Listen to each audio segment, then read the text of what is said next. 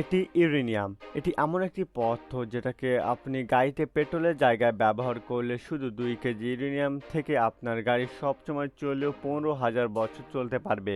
ইউরেনিয়ামে শুধু 1 গ্রাম এতটাই বিদ্যুৎ তৈরি করতে পারে যে এর দ্বারা 10 লক্ষ মানুষের শহরকে পুরো 3 বছর বিদ্যুৎ দেওয়া যাবে।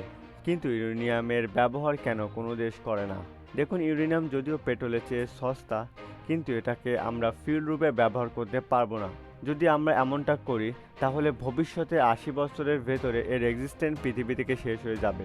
ইউরেনিয়ামের ব্যবহার সবচেয়ে বেশি নিউক্লিয়ার রিঅ্যাক্টরে এনার্জি দিতে ব্যবহার করা হয়, যেটা থেকে আমরা ইলেকট্রিসিটি আর কয়েক ধরনের প্রয়োজনীয় জিনিস পাওয়া যায়। কিন্তু এই এলিমেন্ট অনেক বেশি ক্ষতিকারক।